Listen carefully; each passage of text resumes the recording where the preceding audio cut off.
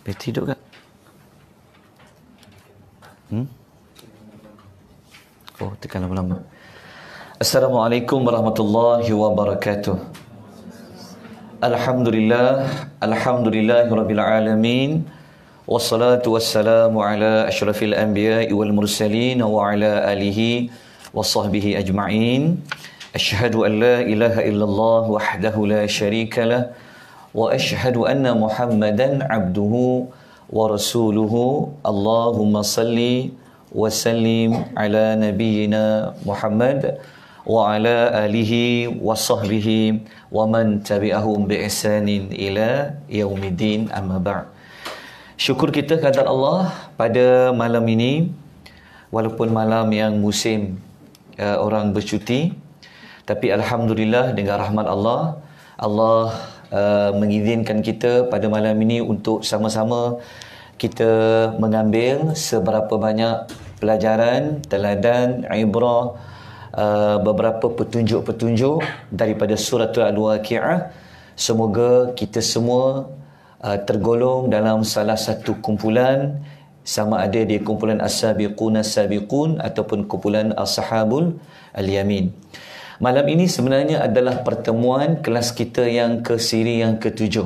Nota baru saya masuk sebentar tadi. Nota dia last minute dia baru siap. Macam itulah kita belajar kan. Selagi tak dekat date tu, tak siap-siap assignment dia kan. Besok nak hantar baru siap. Tapi hari ni nak bentang baru siap. Ini perangai yang macam tu kalau boleh kita baiki. Jangan buat minit-minit yang terakhir. Susah kita. Okey. Tapi ala kulli hal dengan rahmat Allah dapat juga saya berkongsi maklumat tersebut. Nanti rujuklah nota. Kalau nak yang siri 1 sampai 7, malam ni saya gabungkan dia, nanti saya hantar. Okey, saya hantar tu siri 7. Sebab kalau nak gabung sampai 1 sampai 7, nanti nak scroll tu nanti agak susah lah. Tapi nak jalan di syurga ni dia kena susah jugalah. Dapat macam mana kan? Okey, saya ulang sedikit untuk kelas yang bulan lepas, yang mana sebenarnya pada bulan lepas untuk siri yang ke-6 kita dah memulakan membincangkan tentang ayat tentang golongan kiri, seperti mana ayat nombor 41, a'udzubillahi minasyaitonirrajim wa ashabus shimali ma ashabu asy-syimal. Okay, kita dah sebut dalam kelas lalu. Nanti kalau tak dapat, rujuk balik dalam video yang telah dirakamkan sebelum ini. Nanti rujuk balik. Kalau wujudlah video tu, insya-Allah wujud balik rakaman tu. Okey. Golongan kiri ni Allah Subhanahu Wa Taala dia sama macam golongan kanan. Kalau golongan kanan Allah sebut balasan dia apa, maka golongan kiri pun ada balasan dia. Cuma bezanya balasan bentuk nikmat ataupun balasan bentuk azab. Golongan kiri ni kalau kita baca pada ayat 42 dan ayat 43 sampai 44, pada permulaannya Allah mengatakan golongan kiri ni dia dapat azab apa? Yang pertama, angin yang membakar, iaitu angin dia panggil apa dalam istilah dia, kita panggil dia Allah kata apa? Fi samumim, angin yang bakar. Kenapa? Sepatutnya angin dekat dunia menyejukkan, betul tak? Ada angin tak ni? Tak ada. Ada aircon? Dapat aircon? Dapat. Mula-mula sejuk, ramai-ramai dah datang dah, rasa panas dah kan. Jadi ayat ni Allah hanya menyebut tentang mereka ni dapat azab apa? Angin yang membakar, fi samum. Kemudian ayat 42 mereka mendapat hamim, air yang mendidih.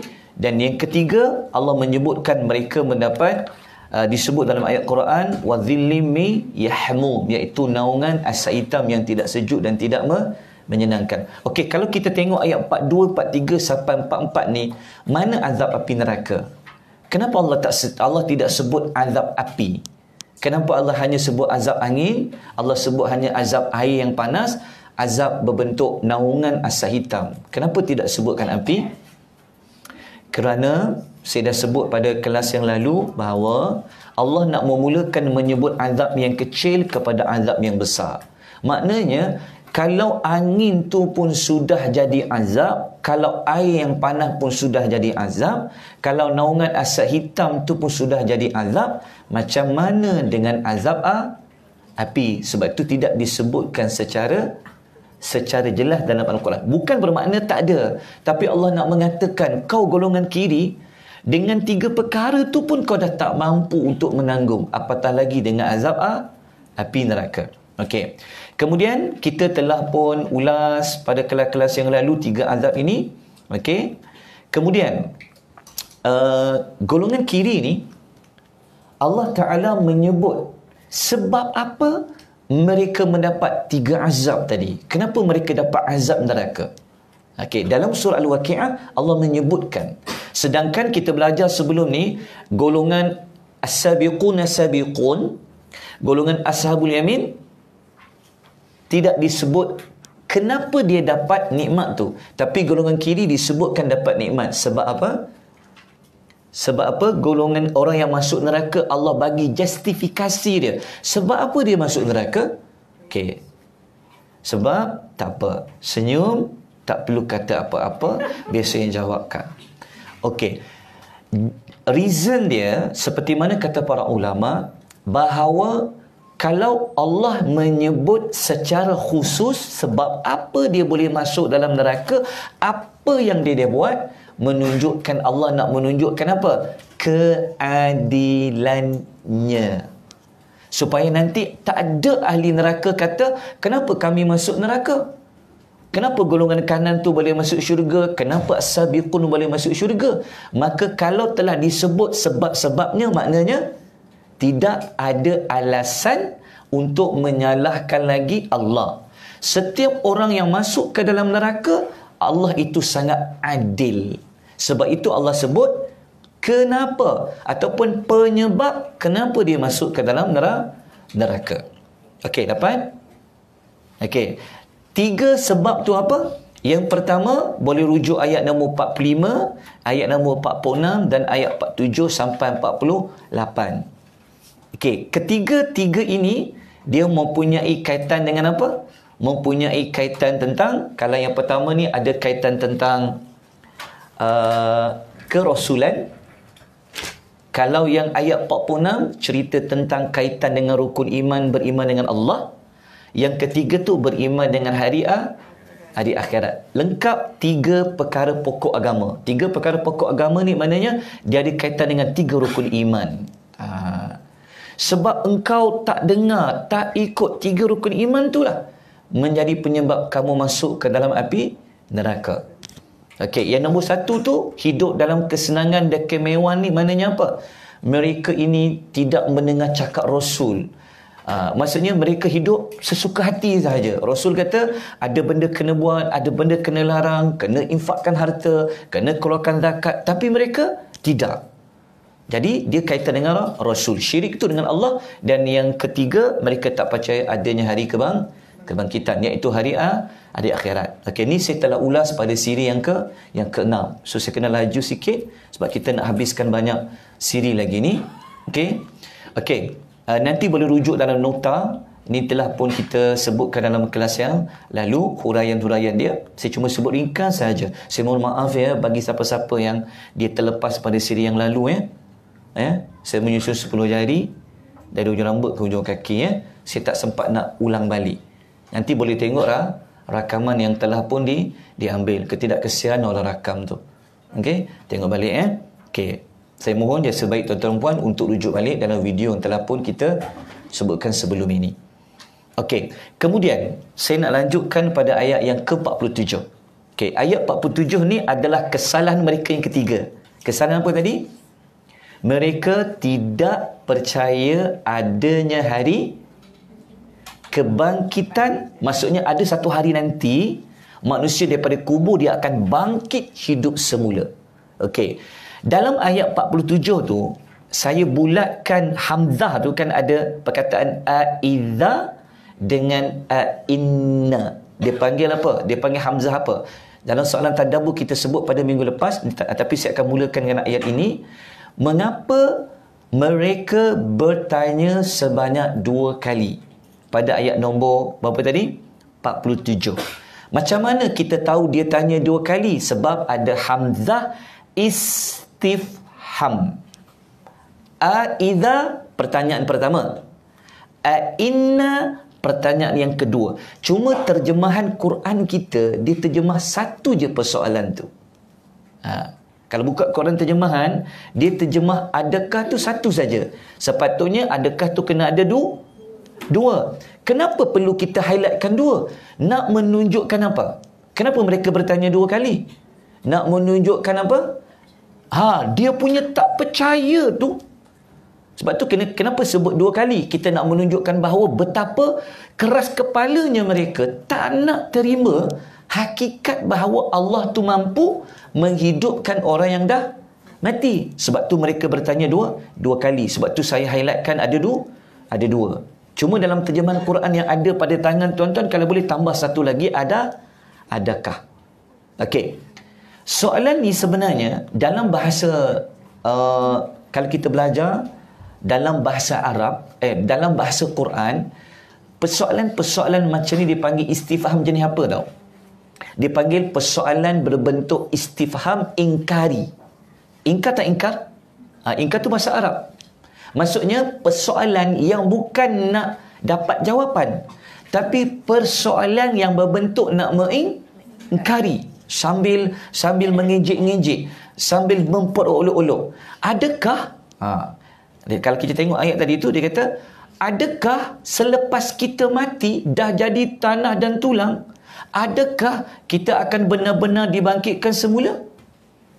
Dia tanya adakah tadi bukanlah dia nak dapat jawapan yang benar, tapi sebenarnya dia nak menunjukkan apa? Pengingkaran dia. Dia tak percaya nanti kalau mati boleh hidup semula. Penting tahu ayat ni sebab ayat lepas ini semuanya ayat itu untuk jawab balik, memberikan bukti. Kan mereka tak percaya, mereka kata mustahil. Jadi ayat yang lepas ni kita akan belajar semua ayat yang nak membuktikan bahawa okey, kalau kau tak percaya tentang orang mati boleh hidup semula, lepas ni Allah datangkan hujah-hujahnya. Okey, sekejap lagi kita akan jumpa. Okey, ayat nombor 48 sama juga. Mereka bertanya sekali lagi dengan perkataan apa? Awa abaunal awwalun. Kan ada satu lagi hamzah kat situ. Hamzah istifham, hamzah persoalan. Mereka tanya sekali lagi ayat 48. Dan adakah juga nenek moyang kita yang al-awwalun tu, yang dulu-dulu tu, maksudnya apa? Adakah nenek moyang kami yang dah mati lama-lama tu dihidupkan balik? Okey, berdasarkan ayat 47 dengan 48, jika kita gabungkan, berapa kali mereka mengemukakan persoalan mengingkari? Ada berapa? 3. Ada 3. Okey. Kalau tengok pada tafsiran itu, kata Ibnu Kathir rahimahullahu ta'ala alaih. Okey. Mereka mengucapkan perkataan iaitu persoalan aiza, inna, awa, aba. Tujuan untuk apa? Untuk tidak percaya dan menganggap perkara itu mustahil boleh berlaku. Ini dipanggil salah satu bentuk persoalan dalam Al-Quran. Okey, dapat? Jelas? Okey, kita pergi ayat nombor 49. Okey. Ayat 49, Allah memerintahkan kepada Rasulullah sallallahu alaihi wasallam untuk menjawab secara ringkas dulu. Allah kata, kan mereka kata tak percaya kan? Jadi Allah kata qul. Qul ni maksud apa? Bukan sejuk. Qul, katakanlah, jawab dengan yakin, dengan tegas. Siapa yang kena kata? Rasulullah yang kena sampaikan. Rasulullah kata apa? Allah bagi jawapan yang lebih padat. Kalau tadi mereka tanya dulu-dulu boleh hidup ke? Allah kata bukan sekadar dulu-dulu. Innal awwalina wal akhirina. Sesungguhnya orang-orang yang terdahulu al-awwalin wal akhirin, bahkan orang-orang yang terkemudian. Kenapa dengan mereka ni? Mereka ni semua apa? Kita terus pergi kepada ayat nombor 50. Ayat 49 tadi kita rasa mudah faham lah. Maksudnya, kan tadi mereka tanya, adakah abaunal awalun? Maksudnya, adakah nenek-nenek kami yang dulu-dulu tu akan dibangkitkan juga? Jadi Allah kata, cakap kepada mereka, orang yang dulu-dulu ke, yang akhir datang kemudian pun akan apa? Ayat 50 dijawab apa? La majmu'u na ila miqati yawmim ma'lum. Jadi Allah kata apa? Kenapa diletakkan bentuk la kat depan tu? Dia panggil untuk penegasan. Kenapa perlu diguna penegasan? Kena ingat ya tuan-tuan, kalau baca Quran, kena tengok ayat tu, perhatikan betul-betul. Sebab kadang-kadang setengah ayat ada penegasan, setengah ayat tak guna penegasan. Mesti ada sebab. Sekali kita jumpa ayat, kita akan jumpa ayat nanti, ayat ni sama je bunyinya, tapi ada penegasan, ni tak ada penegasan. Kenapa? Ada sebab. Tahu tak penegasan? Okey, tak apa. Penegasan dalam Quran, kadang-kadang Allah guna metod apa? Allah guna pendekatan apa? Allah guna pendekatan apa kalau Allah nak menegaskan? Masya Allah. Pertama, kadang-kadang Allah guna kaedah apa? Al-Qasam. Al-Qasam apa? Sumpah. Kadang-kadang Allah nak menegaskan, Allah guna sumpah. Okay, kadang-kadang Allah nak menegaskan guna perkataan apa? Inna. Sesungguhnya. Kadang-kadang Allah nak menegaskan, Allah menggunakan perkataan apa? Qad. Qad. Dia tu tak tulis lah. Dia tu bunyi dal tadi tu. Qad. Qad ni sesungguhnya juga. Yang keempat, Allah guna apa? Allah menggunakan huruf lam. Huruf al-lam. Yang macam mata kail tu lah. Lam. Jalan? Dapat? So dalam ni Allah menegaskan guna apa? La. Kenapa Allah nak tegaskan? Kena faham. Kenapa ditegaskan, digunakan? Kerana fungsinya, sebab tadi kenapa? Sebab mereka rasa mustahil, mereka tak percaya sangat, sampai bertanya sebanyak 3 kali. Maka orang yang tak percaya, ragu-ragu, kita guna kaedah apa kat dia? Kita tegaskan lah. Betul tak? Awak faham tak ni? Itu nak dapat penegasan lagi. Faham tak? Saya benar-benar faham, contoh. Ataupun sumpah saya faham, sebab nak menegaskan faham tu.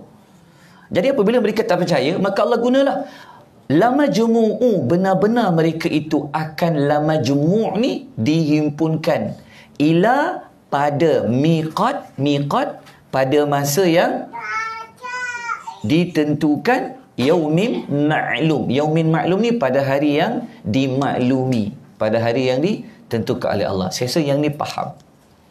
Okey. Jadi ayat nombor 50 ni saya rasa semua orang faham lah. Okey, ayat dia maksud apa? Okey, baru masuk siri 7. Nota tadi dah siri 7 dah, tapi nota siri 7 baru masuk yang ini. Okey, jalan. Ada soalan. Okey. Bermula ayat nombor 51. Allah Subhanahu wa taala mendatangkan bukti satu persatu supaya mereka fikir dengan otak yang Allah bagi, dengan mata yang Allah bagi, dengan telinga yang Allah bagi, untuk meyakinkan mereka bahawa Allah boleh hidupkan orang yang dah mati, tulang-tulang dia dah hancur lebur dalam tanah, dia boleh hidup semula. Kalau tadi hanya jawapan ringkas saja. Cakap dekat dia orang. Nanti orang yang awal, orang yang akhir akan dibangkitkan, dikumpul di padang mahsyar pada hari yang ditentukan saja. Tapi ayat bermula ayat yang ke-51 ni, sampailah yang bawah nanti kita akan tengok sampai ke mana. Allah Ta'ala mendatangkan bukti yang lebih detail. Tapi kena faham elok-elok. Saya rasa tuan-tuan dah dapat tangkap dah. Sebenarnya kita nak cerita topik apa? Topik ayat lepas ni adalah untuk membuktikan kesalahan mereka yang ketiga tu. Apa? Mereka tak percaya adanya hari kebangkitan. Okey. Jadi ayat 51 Allah Subhanahu wa taala menyebutkan yang mana Nabi memanggil Nabi, sebab mereka kan pertama mereka hidup dalam keadaan apa? Dalam keadaan sesuka hati dia. Dia tak kisah halal haram dah, lantak lah. Betul. Yang kedua, mereka apa? Mereka menyembah, mereka duduk dalam kesyirikan. Sepatutnya sembah Allah, bukan pergi sembah patung-patung berhala itu. Lepas tu kan mereka tak percaya, dia rasa mustahil adanya apa? Hari kebangkitan. 3 perkara ini maka mereka patut digelar ad-dalluna al-mukadzibun.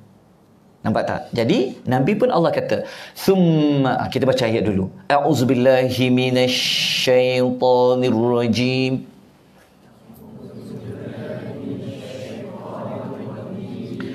"Thumma innakum ayyuhadh-dhallunal mukadzibun."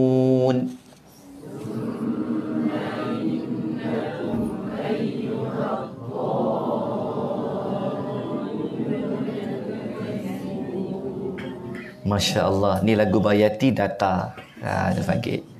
Okey. Allah kata apa?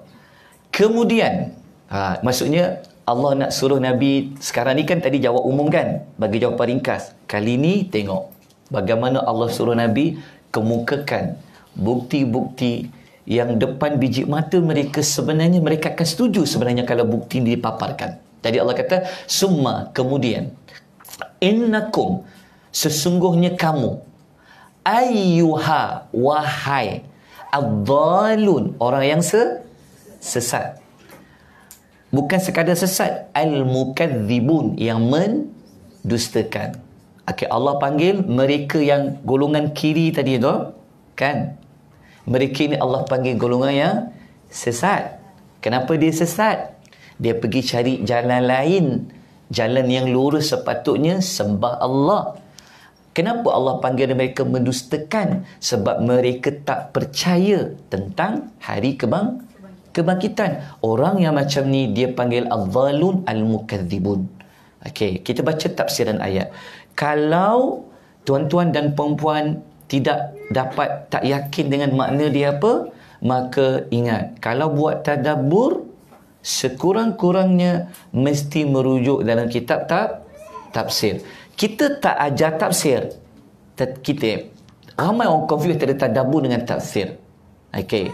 Kita tak buat tafsiran, faham tak? Tetapi kita merujuk tafsir. Dua benda yang berbeza. Okey. So kalau kita baca ayat tadi ni, saya ambil salah satu tafsir masyhur namanya At-Tabari. Okay, tafsir At-Tabari dia kata, yang dimaksudkan orang-orang yang sesat tu siapa? Sesat daripada jalan petunjuk. Jalan petunjuk tu hidayah sepatutnya. Kalau sebut jalan, dia jalan ni sepatutnya jalan yang lurus lah. Tapi dia pergi ikut cari jalan yang lain. Contohnya anda nak sampai ke Ustiabangi ni, dia ada jalan dia yang betul. Tapi kalau anda tak jumpa jalan tu ke mana, anda dipanggil golongan yang sesat. Tapi taklah sama seperti ayat ni. Contoh, mereka kan sepatutnya jalan tu dah tahu jalan sembah Tuhan ni jalan yang lurus, tapi mereka memilih jalan yang kiri dan kanan. Mereka pergi menyembah patung-patung dan sebagainya. Tuhan panggil dia jalan sesat. Manakala dia mendustakan apa? Mendusta ni, ingat, mendusta ni lawannya adalah mempercayai. Dia dusta apa? Dia dusta amaran Allah dan janji-janji Allah di mana? Khususnya di hari di ada akhirat. Dia tak percaya. Lepas tu Nabi memanggil mereka, wahai golongan yang apa? Yang sesat dan golongan yang mendustakan. Okey, selesai yang itu. Okey. Kemudian tengok ya, macam ni. Dia panggil macam mula-mula kan Allah nak bagi mereka takut, sebut 3 azab dulu tadi. Azab apa? Azab mula tadi azab apa? Angin apa? Panas. Angin panas. Lepas tu air yang panas mendidih. Lepas tu naungan asap. Lepas tu Allah sambung. Tak cukup lagi. Allah sambung lagi azab dia. Supaya kalau dia takut, dia fikir, takut balik. Dia baca tu kaedah dia. Jadi Allah kata tentang azab apa? Ada 2 azab pula. Azab bentuk makanan dan azab berbentuk minuman. Okey. Azab tentang makanan duduknya pada ayat 52 dengan 53. Azab yang berbentuk air yang sangat mendidih letaknya pada ayat 54, 55 sampai 56. Kalau saya silap ayat tu tolong betulkan. Okey, dapat? Okey. Kenapa saya kuningkan dulu? Kerana kita nak cerita dulu tentang pokok zakum. Okey. Maka kita baca dulu ayat dia. Dapat? 2 tadi? Tak apa, adalah nota. Jangan risau. Okey. Ayat dia kita bunyi, kita bacakan. La'akiluna min syajarin min zakum.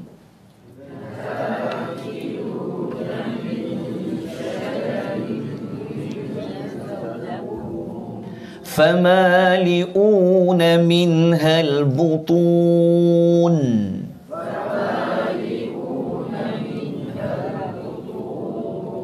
Okey, nampak tak perkataan la'a?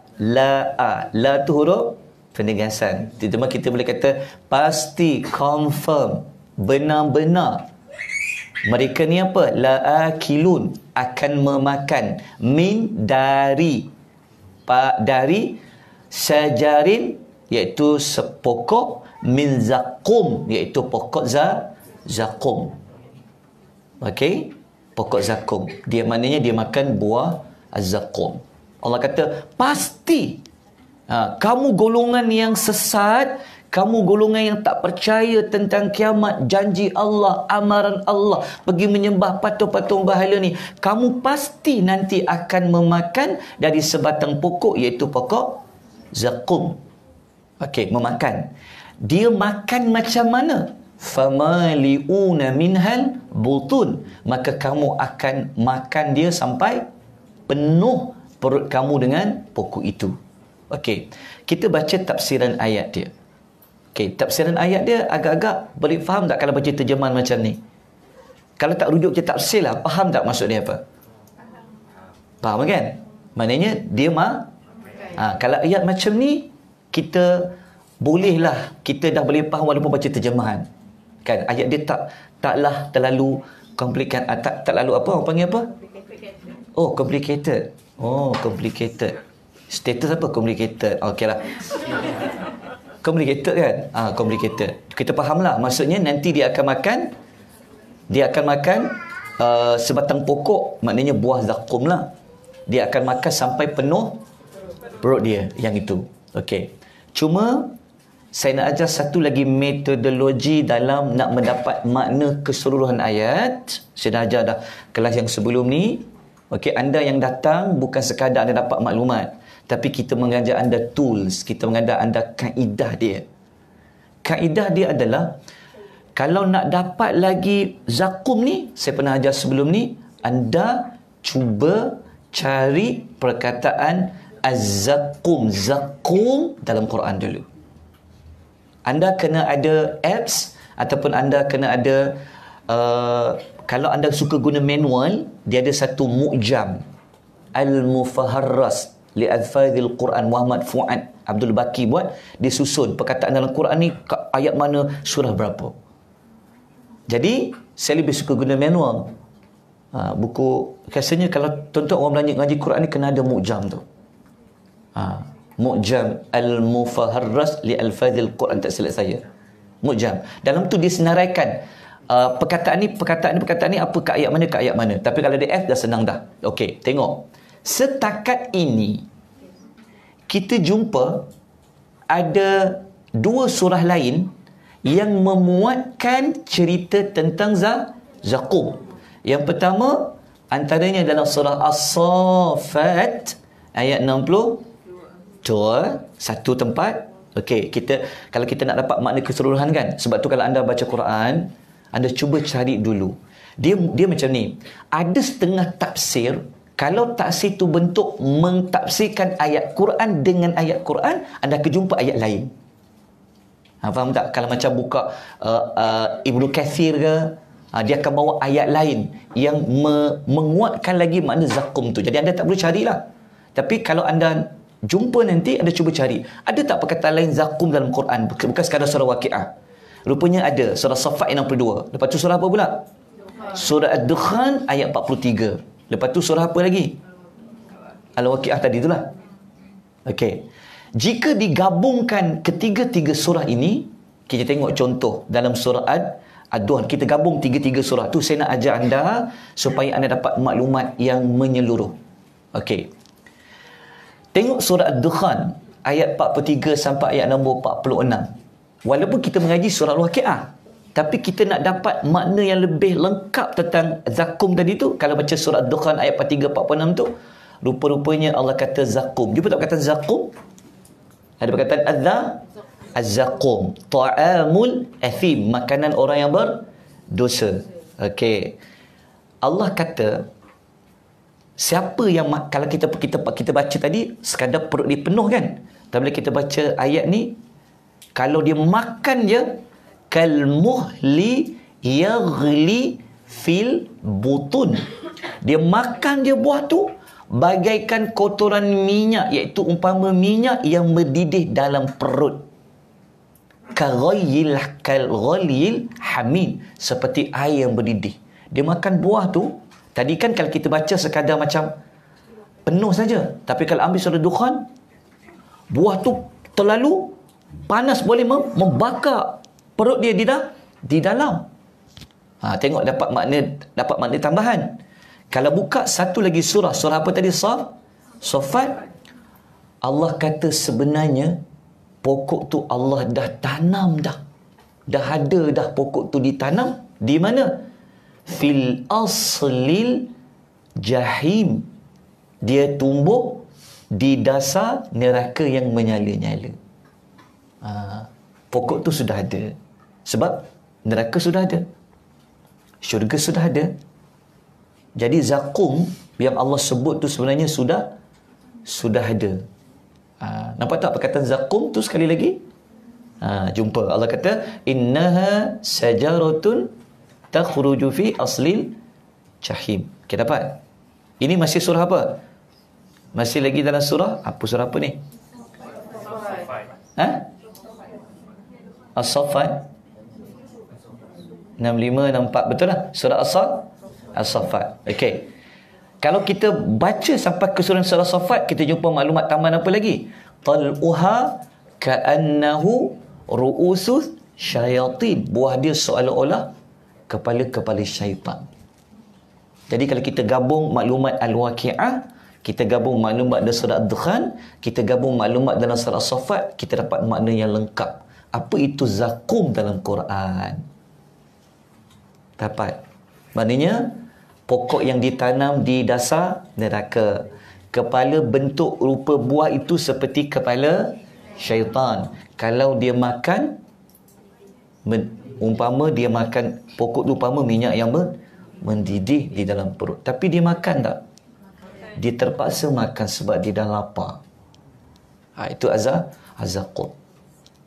Dapat? Jelas? Tahu tak macam mana anda nak belajar Quran? Anda jangan cepat-cepat. Ni anda cuba cari dulu. Ada tak maklumat Az-Zakum? Okey? Ataupun kalau anda baca tafsir berbentuk mentafsirkan ayat Quran dengan ayat Quran, anda akan jumpa ayat-ayat ni dibawa oleh ulama-ulama tafsir. Okey, jelas Okey, itu sahaja metod Quran dengan ayat Quran yang lain. Kemudian kita tengok azab yang bentuk minuman pula. Iaitu dia panggil apa? Al-Hamim. Duduknya pada ayat 54 dan 56. Kita baca ayatnya dulu.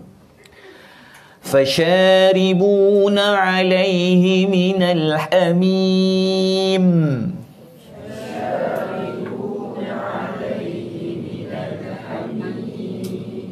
Fasharibuna syurbal him.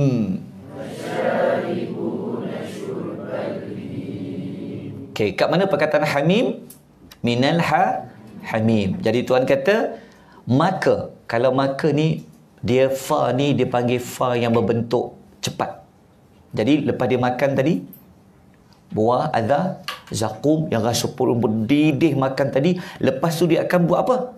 Dia minum pula air namanya al-hamim. Air ni al-hamim tu adalah air yang sangat panas. Lagi saya akan sebut siapa di antara sarjana yang mengatakan hamim tu air yang sangat panas. Tapi popular hamim tu adalah air yang sangat panas. Kan tadi dia makan kan, perut dia panas kan, berdidih. So dia akan minum apa? Dia akan minum air. Lepas tu fa tu macam cepat. Dia akan pergi minum air pula dari air yang sangat panas hamim. Dia minum tu macam mana tau?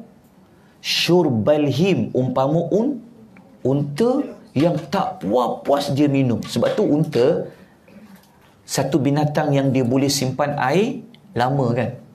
Dia minum sekali, dia minum, lepas tu dia boleh lama dia boleh simpan air di mana? Bonggol tu dia panggil apa? Dalam bahasa Arab.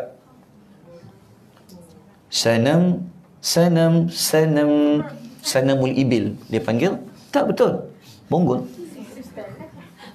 Tak betul. Bonggol belakang tu. Ingat ya, unta salah satu binatang yang Allah suruh kita tafakur. Allah suruh kita tengok binatang tu. Kat mana Allah kata dalam Quran suruh tengok binatang tu? Afala yanzuruna ilal ibli kaifa khuliqat. Allah kata, apakah engkau tidak memperhati melihat tentang unta yang aku ciptakan? Unta ni ada sesuatu istimewa pada unta. Nanti anda tolong buka YouTube, anda cari apa kelebihan unta. Kenapa orang suka buat unta pergi musafir? Unta dia boleh ingat jalan tau. Sekali datang ingat jalan. Kita mana bangi kan? Jeka nampak je. Mana pula Tarabu Center ni. Lebih baik ada unta. Unta bawa sekali dia dah. Betul. Unta ni dia boleh berjalan lama. Air dia boleh simpan lama. Itu kehebatan unta. Kenapa Allah katakan mereka minum macam unta? Sebab mereka tidak puas-puas. Perkataan him kat situ, kita tengok. Okey, dalam tafsir, dalam kitab Al-Gharib Al-Asfahani, nama kitab tu Mufradat Al-Alfaz Al-Quran. Okey, satu lagi metod. Anda kalau nak memahami lafaz perkataan tu, kalau kita orang Melayu nak tahu bahasa Melayu, rujuk apa? Kamus Dewan. Faham? Kalau Arab, Quran, ada satu kitab yang dikarang oleh Al-Gharib Al-Asfahani ataupun Al-Asbahani, namanya kitab Mufradat Al-Fadh Al-Quran. Dia terang apa tu Al-Hamim, dia cerita apa tu Him, apa tu Al-Hamim. Jadi kalau anda tak jelas, anda buka, mesti rujuk yang itu supaya anda dapat maklumat yang lebih lanjut. Faham tak? Dapat? Ingat tu, cari kita Al-Mufradat. Okey, Hamim dia kata apa? Air yang sangat panas, dia kata. Menurut Al-Jalalain, saya kenalkan lagi satu kitab tafsir. Al-Jalalain ini kitab yang paling ringkas, bagus kalau beli untuk baca terjemahan. Untuk baca tafsir. Sebab dia tak tafsir panjang-panjang. Dia terus buat tafsiran saja. Dikarang oleh Imam Suyuti dengan Jalaluddin Al-Mahalli. Al-Jalalain. Dalam kitab tu dikatakan Al-Him adalah jamak bilangan banyak dari perkataan Haiman untuk unta jantan dan Haima untuk unta betina. Jangan panggil orang pula Haiman, Haima. Jangan. Faham tak? Okey, him. Okey, jelas. Dalam kitab Al-Mufradat, Al-Gharib Al-Asfahani kata apa? Apa tu him tadi? Dia adalah ulasan-ulasan. Dia kata Al-Huyamu, dia kata adalah satu jenis penyakit yang serang unta kalau haus dia tak puas-puas. Dia kena minum tu. Mak bayangkan. Hamim ni lah air yang sangat panas. Dia minum pula. Sepatutnya kalau panas kita kan tak nak minum kan. Panas, kita minta air suam je. Air panas pun tak berani nak minum. Baru kena minum air panas sikit, 3 minggu tak datang kelas tadabbur. Kena air panas tu. Tak betul. Kan? Ini bayangkan masuk neraka, dalam makan buah zakum yang panas menggelegak di dalam badan, dalam perut. Dia terus pergi minum air, ingatkan boleh menyejukkan. Tapi air yang sangat panas, minum pula seperti unta yang tak puas. Okey, dapat? Okey. Saya ingin tambah sikit maklumat lagi. Hati-hati ya kalau baca Quran. Tadi kita kata Al-Hamim kan? Al-Hamim juga bukan maksud air yang panas saja. Saya kata tadi, saya ajar apa? Anda pergi kutip semua ayat pasal Al-Hamim. Pasal anda dapat keseluruhan ayat kan? Anda cari Al-Hamim saja. Al-Hamim saja dalam Quran. Ini dia bagi kaedah supaya anda dapat maklumat menyeluruh. Sebab air tadi, kalau kita baca Waqiah, kita akan jumpa sekadar air tadi panas, dia minum macam unta. Tapi kalau kita baca ayat lain, dia ada maklumat tambahan. Dia minum air tu bentuk dia macam mana. Lagi kita akan jumpa. Caranya macam mana? Anda kena cari semua perkataan Al-Hamim dalam Quran. Surah Al-An'am ada, Yunus ada ayat 4, Al-Hajj ada, Asy-Syu'ara 101 ada, As-Saffat ada, Sad, Ghafir ada 2 tempat, 18 dengan 72, Fussilat 34, Ad-Dukhan 46, Ad-Dukhan 48, Ar-Rahman 44. Dia punya panas tu kena cepat sikit slide dia. Waqiah 42, Al-Waqiah 54, Al-Waqiah 93. Dia punya Al-Waqiah ada 3. Al-Hamim 3 tempat. Ayat 42, 54, 93. Lepas tu Al-Haqqah ayat 35. Al-Ma'arij ayat 10. Muhammad 15, An-Naba 25, Al-Waqiah 43. Dah sebut tadi 43. Belum lagi kan? Okey, cari yang ni. Okey, soalan saya adalah, kenapa saya warnakan kuning-kuning tu? Sebenarnya Al-Hamim dalam Quran tidak semua bermakna air yang panas. Ingat tu. Lepas tu saya katakan, anda kena kumpul dulu supaya tak tersalah tafsir. Ramai orang dia ingat perkataan sama, dia terjemah satu konteks. Tak, jangan faham macam tu. Macam kita belajarlah, anda jumpa je An-Nar dalam Quran, terus anda kata apa neraka An-Nar ni. Tak. An-Nar ni bukan semua maksud merujuk api neraka. Api yang kita hidup kat dunia pun Tuhan panggil dia An-Nar. Anda dah tersilap mentafsirkan ayat Allah Azza wa Jalla, berdosa. Jelas tak? Jadi Al-Hamim. Yang saya warna kuningkan ini adalah selain daripada makna air yang mendidih. Yang putih tu saja Al-Hamim, seperti ayat dalam surah Waqiah yang kita baca tadi. Asy-Syu'ara, Ghafir, Fussilat, Al-Haqqah. Tahu tak apa makna Al-Hamim yang lain? Tengok. Pentingnya anda ada kitab mufradat. Al-Gharib Al-Asfahani dia kata apa? Hamim ni juga dia kata bermakna teman yang rapat, yang sayang kat seseorang. Seakan-akan dia menjadi marah demi nak jaga orang disayangi. Kan air tu panas. Air tu panas macam dia mudah menjadi panas. Dia jaga orang yang disayangi tu kan. Dia ada macam perasaan apa? Kalau orang kacau, dia marahlah. Kenapa kacau dia? Itu juga dipanggil Hamim. Dapat tak maklumat tambahan yang anda perlu belajar dalam Al-Quran? Ingat, siapa yang nak tadabbur Quran, mufradat, kita alfazul Quran, bukanlah wajib. Tapi kalau boleh, belilah. Supaya anda dapat makna menyeluruh. Tadi mu'jam, beli mu'jam. Tahu tak mu'jam?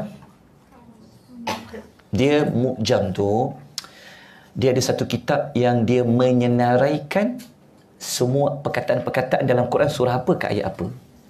Dia macam indeks lah. Faham kalau budak mengaji Islam tak tahu mu'jam Muhammad Fuad Baki, itu tandanya tandanya kena carilah. Itu tanda dia. Tak, kitab tu saya sendiri beli ketika saya masuk kuliah Quran Sunnah di universiti dulu. Buku tu masih lagi ada. Jadi kita dah biasa pegang kitab, tengok app ni rasa macam tak best sebenarnya. Sebab buku ni dia ada macam bau dia sendiri tau. Wah, sedap. Dia puas pegang buku tu, betul. Sedangkan kitab ni boleh tengok dalam PDF kan, tapi tak puas. Kena belada benda tu juga. Lepas tu suka guna manual lah. Okey jelas itu? Dapat tak maklumat lanjut? Okey. Tadi saya dah kata, apabila kita kumpul ayat tadi, ada satu maklumat tambahan tentang Hamim. Surah tu surah apa? Surah Muhammad. Tahu tak apa dia punya maklumat? Tuhan kata apa? Kaman huwa khalidun finnar wa suqu ma'an hamiman faqatta'a am'a'ahum. Mereka diberi minum dengan air hamim, air yang berdidih tadi, sehingga apa? Panasnya air tadi boleh memotong usus-usus dalam perut mereka. Air itu panas. Dapat tak makna yang lengkap? Kalau baca sekadar surah Al-Waqi'ah, kita cuma dapat maklumat apa? Air itu air panas, tapi dia minum sampai macam orang yang tak hilang-hilang dahaga, dia tak puas. Tapi kalau gabung maklumat dalam surah Muhammad, air itu kalau minum boleh motong usus perut mereka. Bayangkan tuan-tuan dan puan-puan. Tapi kalau baca ayat lain yang saya bagi tadi tu kan, air ni sebenarnya bukan untuk minum je, untuk tuang di atas kepala. Tapi sebab tadi kita hanya cerita pasal minum, so kita fokus minum lah. Kalau kita baca ayat tadi, kalau kita kumpul, rupanya hamim ni digunakan untuk dalam dua sudut. Satu untuk minum, satu untuk tuang di atas kepala. Jawapan dia ada pada surah-surah yang telah saya senaraikan tadi. Cari kerja rumah selama cuti. Okey. Sebenarnya kalau anda belajar, anda dah boleh buat tazkirah pendek dah. Okey, hari ini saya nak cerita tentang satu azab. Moga-moga kita jauhlah daripada azab, tuan-tuan. Hamim saja. Dah berapa minit dah. Sebenarnya mudah je. Anda ada data, anda tahu kaedah, anda boleh sampaikan. Okey, jelas? Okey. Tengok ayat yang berikutnya. Selesai dah tadi? Dapat faham tak tadi? Faham Okey, setakat ni kalau gabung sampai ayat nombor 55, mereka ada berapa azab? 3 azab tadi, campur dengan azab makanan zakum dengan hamim. Okey. Kita pergi ayat nombor 56. Ikut saya baca. Hazan nuzuluhum yawmaddin.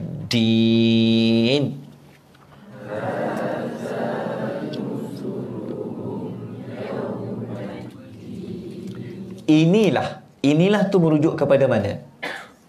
Merujuk kepada azab yang tadi itu, azab zakum dengan hamim. Allah kata inilah nuzuluhum. Hum tu untuk mereka yang golongan kiri. Nuzul tu adalah yang disediakan untuk menyambut mereka. Nuzul tu macam ni, kalau tetamu datang, kita bagi hidangan tu, itulah dipanggil nuzul. Benda yang kita bagi awal-awal untuk menyambut tetamu datang, kan kita sediakan makanan, minum kan? Itu dipanggil nuzul. Faham tak? Nuzul. Cuma dalam ayat ni Allah kata tentang nuzul ahli neraka. Yauma, hari. Ad-din, pembalasan. Ingat ya, satu lagi kaedah. Ad-din dia ada banyak makna. Tapi di sini makna yang pertama bermakna apa? Pembalasan. Itu saja. Okey. Nuzul. Kalau tetamu datang, cakap apa? Cepat-cepat sediakan nuzul. Nuzul mana pula ni bang? Dia bukan nuzul bang, dia halimah. Nuzul mana? Bang, dia datang seorang bang. Mana pula nuzul? Dia tak faham. Jelas tak? Okey, tengok ayat nombor 56. Ni maklumat tambahan. Ingat ya. Nuzul ni, okey, nuzul, perkataan nuzul, okey. Syekh Al-Syanqiti. Ni satu lagi kitab tafsir. Mungkin kita akan buat kelas bentangkan kitab tafsir lah, supaya anda tahu kitab mana anda boleh rujuk sebagai orang awam. Satu kitab tafsir namanya Adwa' al-Bayan fi idahil Quran bil Quran. Al-Imam Al-Syanqiti ni, dia ni kitab dia bagus sebab dia kalau dia buat satu ayat, dia akan bawa ayat-ayat lain. Bahkan lebih detail daripada Ibn Kathir. Tapi dia tidak mentafsirkan semua ayat. Lepas tu dekat jilid dia yang terakhir tu, dia ada letakkan ayat yang macam ayat ni, ayat A dengan ayat B macam kontradik je maknanya. Dia bagi penyelesaian. Itu kitab Adwa'ul Bayan. Cari kitab tu. Okey, beliau kata macam ni. Dia kata perkataan nuzul dengan baris dhammah baris depan. Nuzul kan? Baris depan bererti hidangan untuk tetamu yang dia sediakan untuk dia semasa dia sampai sebagai tanda memuliakan kedatangannya. Okey. Kalau kita baca ayat tadi tu, Allah pakaikan nuzul memuliakan kedatangan siapa? Ahli neraka. Okey, kita kena faham tu dulu. Asal perkataan nuzul adalah untuk menyediakan hidangan kepada tetamu ketika dia sampai untuk tanda muliakan dia. Tapi kenapa Allah pakaikan kepada ahli neraka? Kita baca ni dulu. Okey, maknanya nuzul tu boleh pakai dua sudut sebenarnya. Satu untuk ahli syurga. Kalau Allah kata inilah nuzul untuk kamu, maknanya bentuk mulia. Tapi kalau ahli neraka bentuk apa? Azab. Okey, kita tengok contoh lain. Asy-Syangqiti kata lagi, dia ulas lagi, dia kata orang Arab kalau diguna perkataan nuzul untuk menunjukkan maksud yang berlawanan, maksudnya tadi kan nuzul sepatutnya untuk tetamu yang baik, betul? Untuk memuliakan, mengagungkan tetamu. Tapi kalau diguna pada bab lain, pada ahli neraka tadi, dalam bentuk apa sebenarnya? Menghina dan mencemooh. Quran juga menggunakan lafaz ini untuk menunjukkan azab yang ditimpa kepada penghuni neraka. Maknanya nuzul ada dua makna, dua sudut. Kena ingat ni. Jangan cepat-cepat nuzul untuk syurga saja, tidak. Kadang-kadang dipakai untuk ahli neraka. Okey. Asy-Syangqiti dia bawa satu contoh. Okey, sebelumnya macam inilah. Saya ajar tadi teknik apa? Cari perkataan nuzul dalam Quran. Jenuh lah Ustaz, semua nak mencari. Iyalah. Sebab anda akan dapat makna yang lengkap. Cuma perkataan nuzul dalam Quran tak semua nuzul. Kadang-kadang Allah guna nuzulan, kadang-kadang Allah guna nuzuluhum. Setakat ni kita jumpa tiga je. Nuzulun, nuzulan, nuzuluhum. Okey, perkataan nuzul di dalam Al-Quran, okey, jumpalah Al-Waqi'ah 93 ayat tadi tu kan? Al-Waqi'ah 93 ada ayat nombor 56 ada kan? Lepas tu surah apa? Ali Imran 158, Al-Kahfi 102, Al-Kahfi 107, surah Sajadah ayat nombor 19, surah As-Saffat ayat nombor 2, surah Fussilat ayat 32, Al-Waqi'ah ayat nombor 56 tadi. Kenapa saya warnakan dengan warna merah? Untuk membezakan nuzul untuk syurga, ahli syurga, nuzul untuk ahli. So yang merah tu untuk ahli neraka. Faham tak? Neraka ke? Sudah silap sekarang. Betul. Untuk ahli neraka. Tapi yang putih-putih tu untuk ahli syurga. Kita tengok satu contoh. Kita buktikan satu contoh. Ini dalam surah apa? Surah Al-Kahfi ayat 107. Allah kata apa? Innal ladzina amanu wa 'amilus salihat kanat lahum jannatul firdausi nuzula. Cuba tu kata nuzul. Cuba Allah guna nuzula. Allah kata apa? Orang yang beriman dan orang yang buat amal soleh, mereka disediakan syurga. Syurga apa? Firdaus sebagai apa? Tempat menyambut tetamu yang datang. Guna juga untuk kebaikan. Maknanya kita belajar malam ni, nuzul dipakai dalam dua sudut. Satu untuk ahli syurga, tanda memulia dan mengagungkan dia. Nuzul kadang-kadang untuk ahli neraka, untuk mencemuh, menghina, mengeji dan sebagainya. Okey, dapat?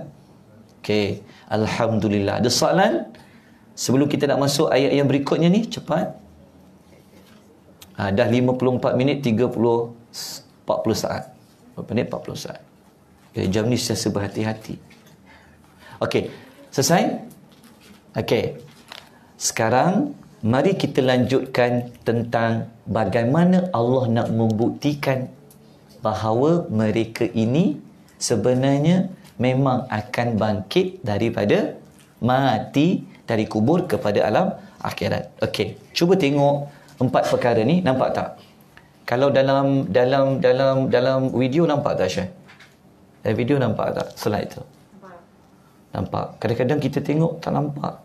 Muda tak nampak. Sebab dia cahaya kan. Si gelap tak apa. Ni terang. Nampak tak? Okey. Macam ni. Cuba perhatikan baik-baik bagaimana Allah susun ayat. Ingat, kalau anda baca Quran, anda kena pegang satu fakta ni. Ni fakta penting, kena ingat. Susunan ayat dalam Quran adalah wahyu. Itu kena ingat. Susunan Quran, susunan ayat. Kenapa ayat ni dulu, kenapa ayat ni kemudian, semua tu adalah wahyu. Kalau dia wahyu, mesti ada hikmah, mesti ada sebab di sebalik susunan tu. Kalau kita tengok ayat nombor 57 sampai 62, Allah cerita tentang Allah ciptakan manusia, sebab tu Allah sebut ada pengakhiran manusia. Lepas tu manusia tu, kalau dia nak hidup, dia perlu apa? Dia perlu makan. Jadi Allah cerita apa lepas tu? Allah cipta tumbuhan. Takkan makan je. Mestilah nak minum. Kalau air yang boleh minum, tentu air tawar ke air masin? Tentulah air tawar. Last sekali Allah kata, kalau hang nak makan, hang nak minum, kalau zaman dulu dia guna apa nak masak dengan dia nak masak air dengan masak makan tadi? Dia memerlukan api. Sebab tu Tuhan kata api belakang. Nampak tak susunan dia? Tengok Allah susun. Mula-mula mestilah manusia hidup dulu. Lepas tu nak hidup perlu apa? Perlu makan. Orang dulu makan sumbernya daripada tanam-tanaman. Jelas. Lepas tu makan je ke? Perlu minum. Lepas tu nak masak air, nak masak makanan perlu apa? Perlu api. Allah susun. Tetapi keempat-empat perkara ni sebenarnya makna yang tersirat adalah untuk menjawab yang mereka tak percaya tadi bangkit dari kubur.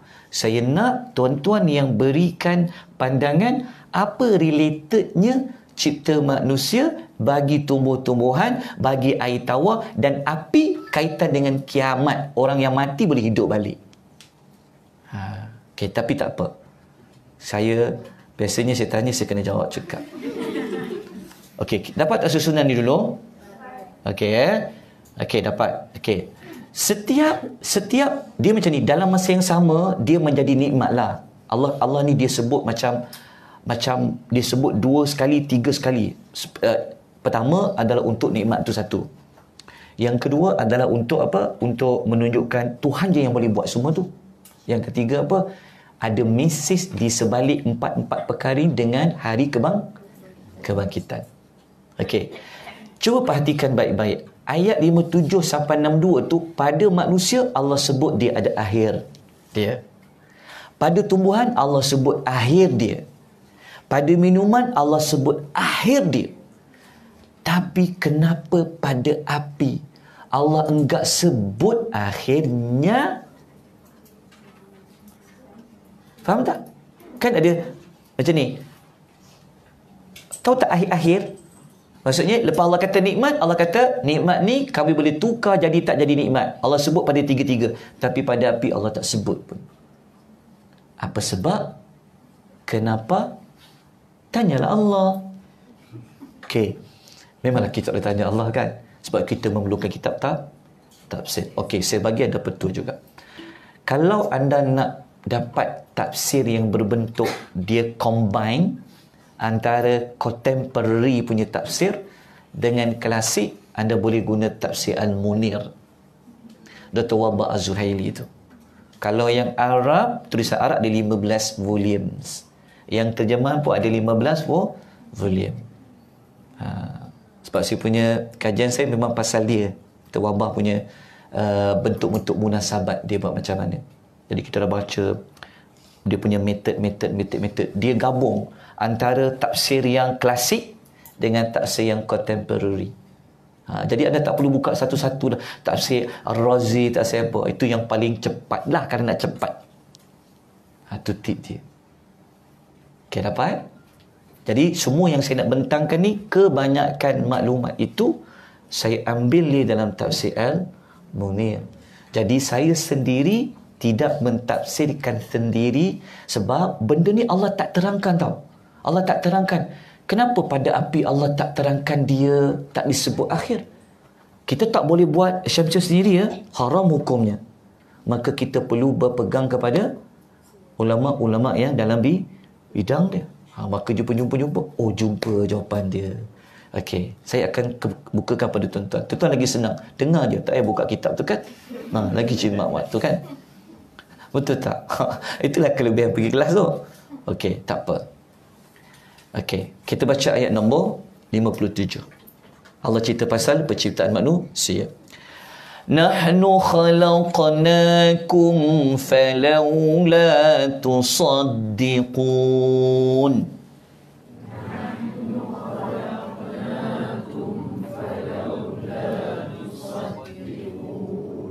Masya Allah, suara bass semua kan.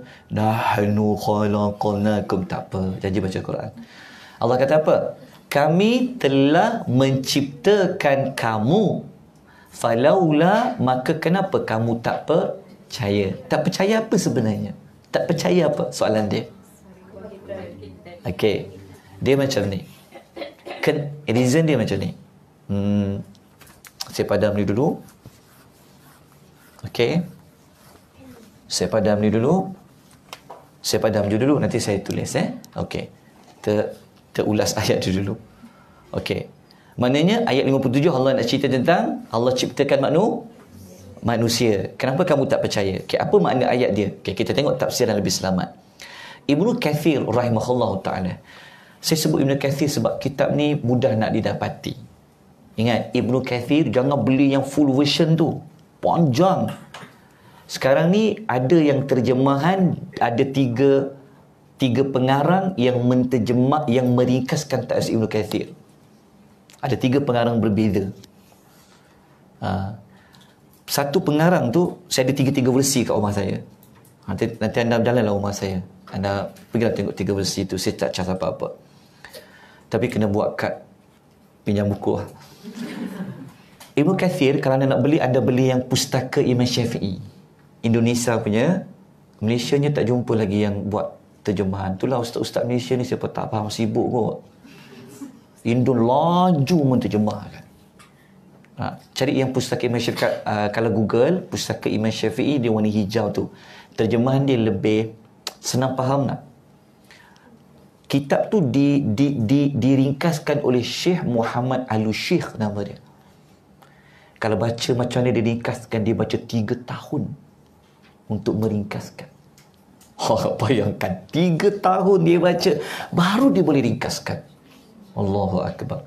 Ada satu lagi kitab Ibnu Kathir, peringkas juga, yang namanya Umdatut Tafsir Ibnu Kathir. Itu dibuat oleh Syekh Ahmad Syakir. Syekh Ahmad Syakir ni terkenal dalam bab hadis. Jadi boleh guna buku tu kalau nak rujuk hadis dari Ibnu Kathir.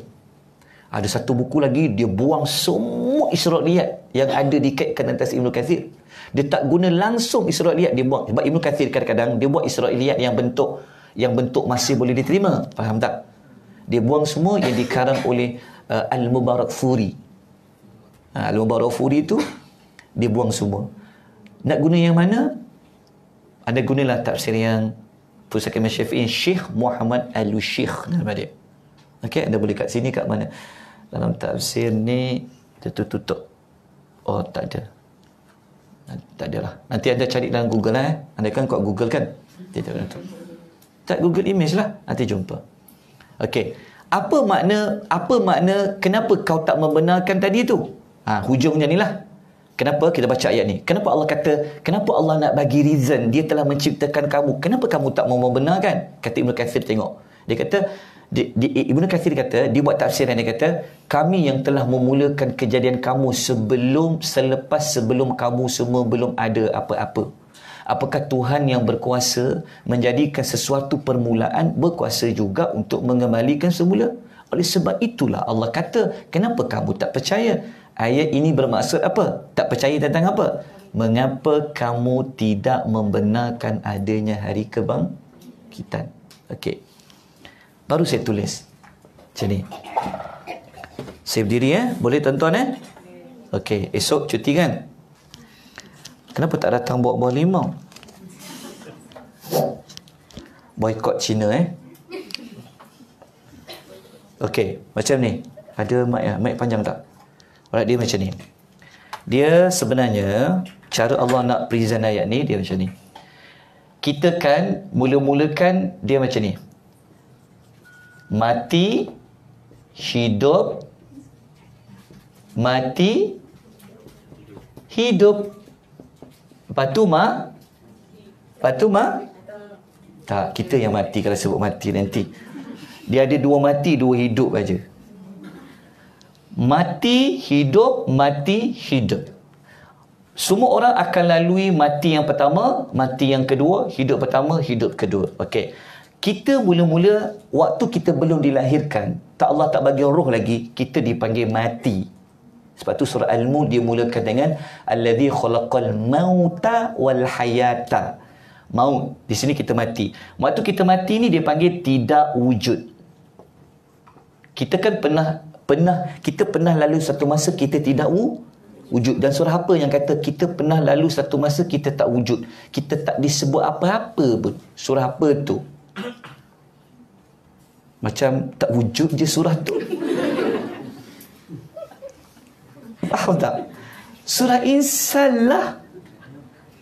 Kan Tuhan kata, hal ata 'alal insani hinum minad dahri lam yakun syai'an madhkura. Tuhan kata apa?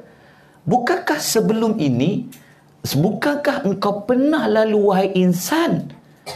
Dalam satu masa kau pernah lalui, engkau tidak disebut-sebut. Faham tak? Maknanya Allah ciptakan jin, Allah ciptakan malaikat, sebelum tu kita tak ada lagi. Maknanya kita memang pernah tiada. Okey. Lepas tu kita hidup. Siapa yang hidupkan?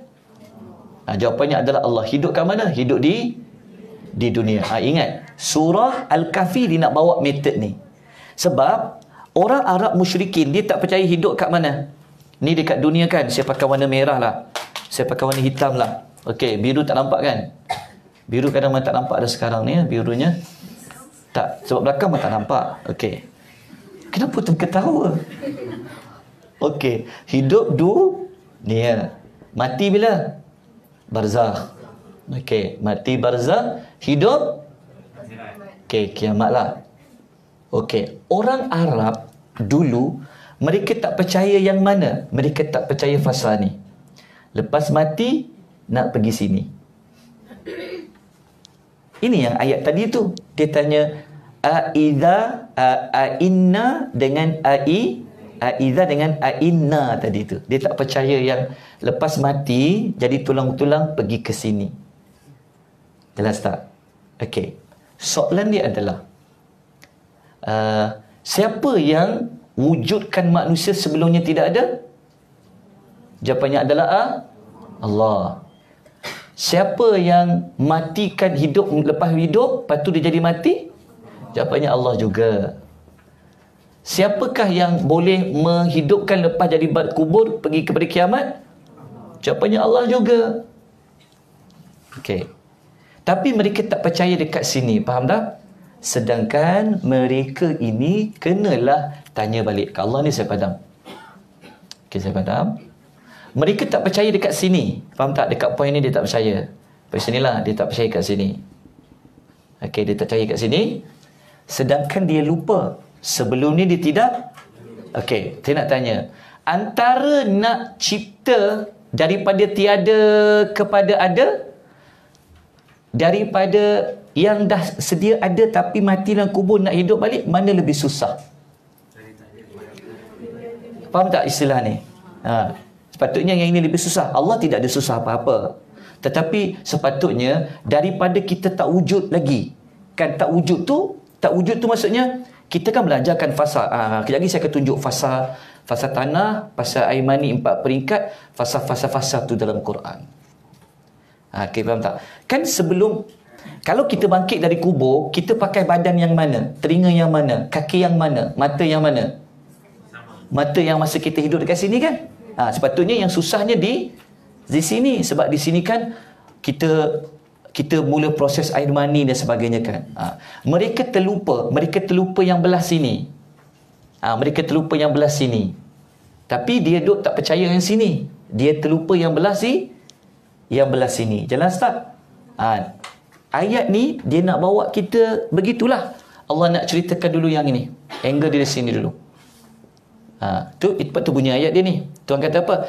Kan kami telah ciptakan kamu, maka kenapa kamu tak percaya? Ciptakan tu maksudnya apa? Daripada tak wujud kepada wujud. Yang itu. Okey, belum habis lagi. Tengok bijaknya Allah. Allah bagi beberapa bukti lepas tu. Dia bawa bukti makanan tadi, tumbuhan.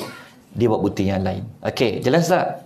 Okey, mereka tak percaya pasal apa? Hari kebangkitan. Okey, lepas tu Allah menyebut antara satu fasa daripada fasa-fasa kejadian manusia dari sudut baca ayat dia. Afara'aytum ma tumnun. أأنتم تخلقونه أم نحن الخالقون.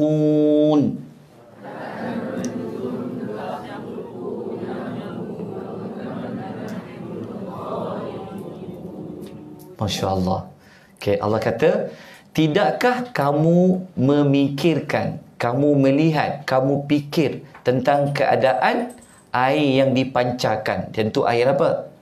Tentu adalah air mani di situ. Okey. Lepas tu Allah kata, "Aantum takhluqunahu?" Adakah kamu yang menciptakannya atau kami yang menciptakan dia? Maksudnya kan daripada air mani itu dia ada fasa-fasa dia. Okey, kalau anda nak belajar fasa-fasa dia, kejap. Saya tunjukkan contoh. Sekejap tolong ingat saya 1 jam. Kita kena kontrol jam sikit. Bukan buku Adam. Ayat berapa? Ayat 1. Ayat 1. Okey ni, nampak tak gambar? Tak nampak ya? Dia macam ni. Kalau kita belajar fasal air mani, ni. Yang tadi tu, ayat tadi tu kan? Ayat tadi tu sebenarnya dia nak cerita fasal yang ni. Ni. Dia panggil air mani yang terpancut, yang terpancar. Kalau surah Insan, Allah bawa air mani ni, amsyajin. Ni dia panggil, istilah Arab dia, ma'un dafiq tadi sama dengan ma tumnun tadi. Ni fasa-fasa air mani ada 4 sebenarnya. Anda kena belajar tahu, supaya kita sedar diri kita siapa. Faham tak? Kalau kita belajar air mani bercampur ni, yang ni bahasa Melayu. Tapi kalau bahasa Arab, surah Insan, dia tak bawa air mani ni. Dia kata air mani yang sini. Nutfatin amsyad. Kalau surah Sejadah, Allah guna saripati air. Air ni dengan air ni. Ni ayat yang ma'in mahin dengan sulalah. Adalah surah Sejadah. Dia surah-surah ni dia cerita fasa-fasa. Kita je tak perasan sebenarnya dia fasa-fasa dia. Air mani yang bercampur. Okey. Lepas tu tadi Allah ringkaskan. Ni. Sepatutnya kalau kita belajar fasa manusia, sepatutnya lepas air mani dia ada fasa ni. Ni. Dia dari fasa seketul darah beku. Ini surah apa? Al-Alaq. Sepatutnya kalau cerita, dia panggil apa? Sebutlah. Susah bahasa Inggeris. Di bahasa Arab dia sebut Inggeris tu, ya Allah. Okey. Lepas tu jadi sekumpal daging. Dia jadi embrio minggu kelima. Allah bagi jantung, hati semua itulah. Lepas tu jadi tu tulang dibalut dah daging. Waktu tulang tu dipanggil istilah-istilah ni. Maknanya surah Waqiah ni dia telah rangkum daripada air mani tadi sampai habis ni. Dia macam dia ringkas saja. Kalau kita baca Arab dia kat sini. Alaqah mudghah idhaman lahma. Itu kita belajar kemudian. Biasanya kita akan terang waktu surah Sajadah. Kita akan terang Insan, terang. Kalau kita faham yang itu, kita akan sedar diri kita. Aku ni sebenarnya adalah campuran air mani ibu dan bapa aku. Tapi kita akan kata, kalau tanpa Allah, tentu aku tak akan jadi. Dia macam tu. Sebab itu dalam Quran selalu Allah kata pasal jadi manusia, tapi kita tidak melihat diri sendiri. Jadi nak tahu sini kita kena belajar juga sains tu dengan istilah-istilah di dalam Al-Quranul Karim. Ni kita cerita kemudian nanti. Waktu surah Sajadah tahun 30 ke? Okey. Dapat tak ayat ni? Ayat ni Allah cerita ringkas. Tidakkah kamu memikirkan apa yang kamu pancarkan? Pancar tu adalah air mani sebenarnya. Okey, ringkas selesai kat situ. Lepas tu Allah kata, kamu ke yang menciptakan dia atau kami yang menciptakan dia? Ciptakan apa? Fasa-fasa kejadian manusia daripada air mani tadi tu. Okey, kita tengok Ibn Kathir kata apa. Ibn Kathir dia buat tafsiran ayat. Dia kata, adakah kamu yang mengukuhkannya dan menciptakan dalam rahim atau Allah yang telah menciptakannya? Sebab orang Arab masa zaman dulu dia pun akan setuju. Siapa lagi yang menciptakan kita dalam perut ibu kita, dalam rahim ibu tu?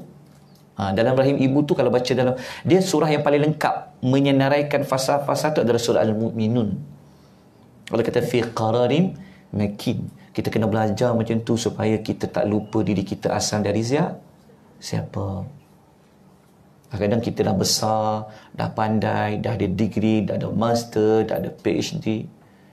Kadang-kadang kita lupa asal usul kita daripada air mani siapa? Air mani orang tua kita. Tapi kalau kita kait dengan Allah pula, ada nilai apa air mani itu? Dari sudut pandang manusia pun pandang jelek. Orang tak buat apa-apa pun dengan air mani itu. Tentulah kau. Itu yang dibaca sejadah pada pagi Jumaat. Dengan insan pagi Jumaat. Bukan nak sujud sejadah. Orang Melayu faham baca sejadah dengan insan sebab nak sujud sejadah. Lepas tu ada imam, dia punya nak cepat, dia ambil ayat betul-betul dekat sejadah tu. Innama yu'minu bi ayatina alladhina idza dzukiru biha kharru sujada. Sujud semua orang. Sebenarnya surah Sajadah Allah nak bagi tahu semua orang, imam, makmum di belakang tu, asal usul kau dari tanah. Sebab tu surah Sajadah ni dikaitan dia dengan Adam dan keturunan dia. Wa bada'a khalqal insani min tin. Jadi kita sembahyang setiap Jumaat pagi, Allah macam ketuk kepala kita, ingatkan balik. Oh betul lah, aku ni usul dari tanah. Masuk surah Insan yang tadi itulah. Tuhan kata, hei manusia, bukankah engkau dulu pernah lalu satu masa engkau tidak disebut-sebut. Lepas tu ayat 2 apa? Inna khalaqnal insana min nutfatin amsyajin nabtali. Allah kata, sesungguhnya kami menciptakan kamu daripada air mani yang bercampur. Itu fasa ketiga, air mani yang bercampur. Kita pun sedar diri, betul lah. Aku ni sebenarnya daripada air mani saja. Tapi aku rendahkan orang ni, aku kutuk orang ni. Rupanya kita ni sama saja. Keluar daripada perut ibu itulah, rahim ibu itulah. Faham tak? Kita kalau kita baca Quran, kita mesti tanya, kenapa Allah duduk sebut benda ni? Mesti ada sebab dia. Tapi dalam bab kiamat, Allah gunakan benda ni untuk apa? Untuk ni lah. Kan daripada kita tak wujud kepada wujud. So fasa nak wujudkan kita tu lalulah fasa tadi tu. Faham tak? Air mani, seketul darah, seketul daging tadi. Okay, selesai ya. Okay, ayat nombor 60. Ayat nombor 60 ni Allah nak cerita tentang apa? Kita baca ayat dia. Nahnu qaddarna bainakumul mauta wa ma nahnu bimasbuqin.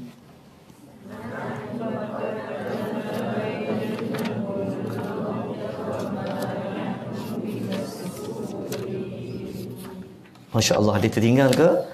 Okey, Allah kata apa? Nahnu qaddarna, kamilah yang qaddarna, kami yang takdirkan, iaitu kami yang menentukan. Tengok. Lepas Allah cerita ni, tadi ayat berapa cerita ini ke sini? Ayat berapa tadi? Ayat berapa sini ke sini tadi? Okey, siapa dah bulat ni ya? Okey. Ayat nombor 50? Okey, 57 dengan 50? 57 sampai 59 Alright. Sekarang Allah nak bawa kita fasa ni pula. Mati pula. Okey, ayat berapa? Yes, ayat 60. Tengok ayat 60 ni dulu. Okey, kita buat ayat nombor 6, ayat nombor 60. Allah nak buat kita fasa ni dulu. Okey, Allah kata apa? Kamilah yang menentukan kematian. Bainakumul maut tu mati. Wa ma nahnu bimasmuki, dan kami tidak sekali-kali dapat dikalahkan. Faham tak? Kenapa Allah kata dia sekali-kali tak dapat dikalahkan? Kalau anda belajar teknik dalam surah Sajadah, dia sebenarnya surah-surah Makkiyah ni dia sama je topik dia. Tapi cara Allah present tu berbeza. Kalau dalam surah Sajadah, kan mereka pernah tanya pada Allah, wa qalu a idza dalalna fil ardi a inna la fi khalqin jadid, kan? Dia berkata, nanti kalau kami dah masuk tanah, kami dah hancur terlalu berulang, adakah kami akan hidup baru? Allah jawab, hujah dia macam mana? Allah kata, kan Allah suruh baca apa kepada Nabi? Qul yatawaffakum malakul mautil ladzi wukila bikum summa ila rabbikum turja'un. Okey. Apa related Allah suruh Nabi jawab? Tadi kan dia tak percaya nanti mati boleh hidup balik. Tiba-tiba Allah bagi jawapan apa?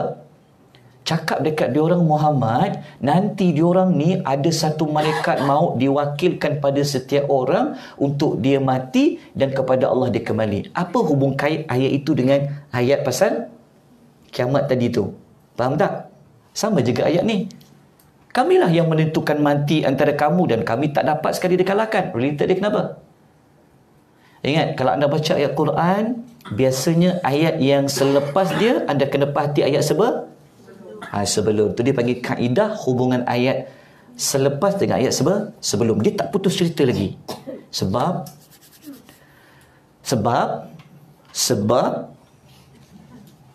dia macam ni. Sebab mereka fikir Allah tu tidak berkuasa. Betul tak? Sebab tu dia tanya, kenapa kalau kami dah jadi masuk dalam tanah, dah jadi tulang belulang, hancur, kami hidup balik? Maknanya dia tak percaya, sebenarnya tak percaya apa? Dia tak percaya ke Allah lah, kan? Soalnya Allah ni tak kuasa. Allah jawab macam ni. Okey. Kalau kau rasa kau bagus sangat kata Allah, kalau malaikat datang nanti, engkau lari pada mati tu. Faham tak? Sebab tu Nabi kata, Allah kata, cakap dekat diorang, setiap orang jiwa ni ada satu malaikat diwakilkan malaikat maut. Apa kaitan dengan kiamat tadi? Sebab masa kiamat tadi, dia seolahnya tak percaya Allah tu berkuasa. Jadi Allah kata macam ni, okey. Kalau kau kata aku lemah lah, Allah kata, dalam bahasa kita faham, cuba kau lari dari mati. Kalau engkau sendiri tak boleh lari daripada mati, macam mana kau nak melarikan diri daripada Allah nak hidupkan kau? Faham tak? Siapa sini yang boleh lari daripada mati? Kalau zaman dulu tu dia kata, iyalah, mana boleh tak mati? Kalau kau kata kau memang tak boleh lari pada mati, so kenapa konsep yang sama kau tak katakan kepada Allah yang mampu mempaksa? Contohnya, engkau mati pun dipaksa, kau terpaksa mati, kenapa engkau tak boleh terima engkau terpaksa hidup? Lepas tu Tuhan kata, kamilah yang menentukan kematian antara kamu dan kami tidak sekali dapat dikalahkan. Jadi Allah nak buat fasal ni lah. Tadi dah hidup selesai. Lepas tu Allah kata, kami boleh matikan kamu. Kami tentukan mati setiap orang. Tak ada siapa boleh kalahkan kami dalam bab menentu mati. Okey, dapat tak? Allah nak bagi hujah apa? Okey, kemudian kita tengok tafsir ayat 60 apa. Sikit waktu lagi. Saya dah berdiri ni sebab nak habiskan lah. Okey, duduk balik lah. Tak jadilah. Okey. Tengok, ayat ni rasa semua faham. Saya dah sebut tadi tu apa. Okey.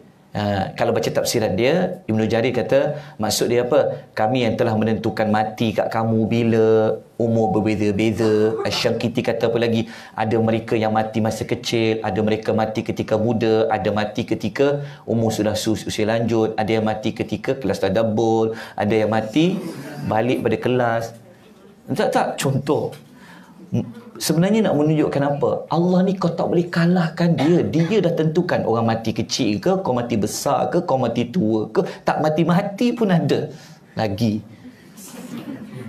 Tak betul kalau kita, dia ni tak mati-mati. Kita baca surah ni, Allah tak boleh dikalahkan. Kalau Allah kata tak mati, tak mati. Sebenarnya Allah menunjukkan kekuasaan dia. Kalau kau setuju kekuasaan Allah pada bab mati tu, kenapa kau tak setuju Allah boleh hidupkan orang dia orang mati? Okay, nampak related dia? Okay, kita sambung lagi nombor 1. Cepat. Lepas tu, kalau dah mati, Allah boleh kenapa Allah kata dia nak ganti? Baca dululah. Ala an nubaddila amthalakum wa nunshi'akum fima la ta'lamun.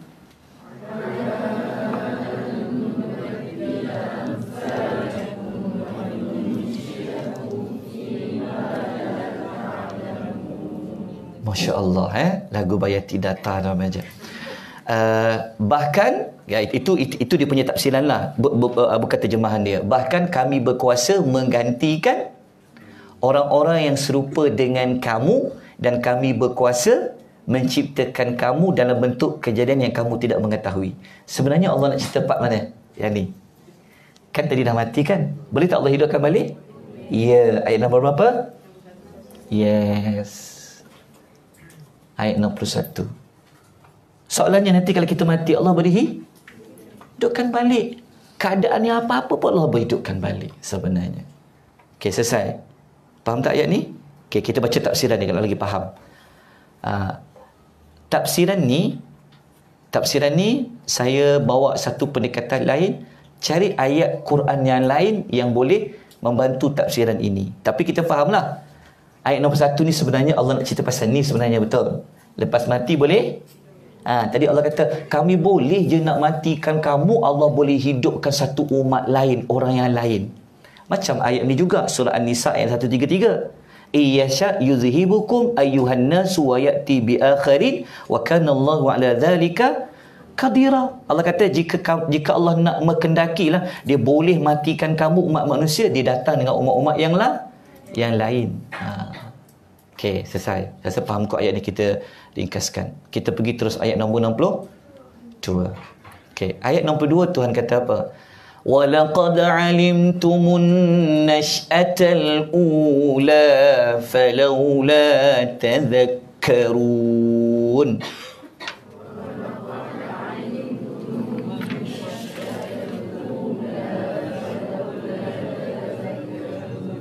Okay, Allah kata apa? Sesungguhnya dan benar-benar pasti sesungguhnya kamu telah mengetahui tentang penciptaan diri kamu yang pertama. Mengapa kamu tidak mengambil pengajaran? Sebenarnya Allah nak buat ayat yang mana? Allah nak patah balik kat sini. Kan tadi dah masuk part Allah patah balik di sinilah. Kan? Dekat sini. Sebab mereka tahu patung-patung tak boleh hidupkan yang hidup siapa? Allah je. Tu yang Tuhan ulang sekali lagi. Allah kata, confirm, sebenarnya kau tahu penciptaan kamu kali pertama tu. Kan? Kau sedar sebenarnya penciptaan kamu pertama Tuhan yang buat kamu. Tapi kenapa kau masih tak mau mengambil pengajaran? Okey, tafsiran ayat nombor 2 boleh bacalah kat situ. Ibn Katsir kata apa? Okey, sama seperti yang telah pun saya terangkan. Ialah maksudnya apa? Allah kata apa? Kata Ibn Katsir, kamu telah mengetahui bahawa Allah berkuasa menjadikan penciptaan kali pertama, iaitu permulaan, serta kamu ketahui Allah berkuasa mengembalikan semula. Perkara tersebut sudah pasti mudah dan lebih senang. Kita dapat tak? Macam mana surah, okey, ni ayat berapa yang patah balik ni? Ayat 62. So anda kena buat macam ni, lagi mudah faham. Dekat ayat 62. Bolehkan Allah mula kat sini, bawa ke sini, bawa ke sini, bawa ke sini. Maknanya untuk buktikan kita ni dengan kiamat dekat diri kita sudah ada tanda. Okey. Cuma kita je yang tak perasan. Okey. Sudah jam 10. Kita sampai 10? 10 je kan? Habislah pasal manusia. Kita dah lapar. Sebab tu Tuhan kata pasal tumbuh-tumbuhan lepas ni, pasal nak makan. So kita berhentilah kat sini. So kita sambung nanti bulan 2 siri yang ke-8, tapi guna nota yang sama untuk siri tu 7. Kita akan sambung yang mana? Yang ni. Ni dah selesai tadi, jelas. Kita akan masuk tumbuhan. Okey, ini pada siri ke-7, 8, siri 8, siri 8. Okey, ada apa-apa soalan? Kan sampai pukul 10 je kan? Sambung saya boleh sambung. Tapi kita Muslim kena tepati janji. Betul. Saya diajar menepati janji. Undilah saya. Okey, dapat? Moga-moga dapat manfaat. Ingat diri kita ni dari Allah. Allah Maha Berkuasa. Semoga kita dapat rahmat Allah berkat. Selamat selamat bercuti. Isikan cuti anda. Walaupun sibuk cuti, jangan lupa untuk membaca ayat Quran dan mentadabbur beberapa ayat yang kita mampu. Aqulu qouli hadza wa astaghfirullahal azim wa billahi taufiq wal hidayah. Wassalamualaikum warahmatullahi wabarakatuh.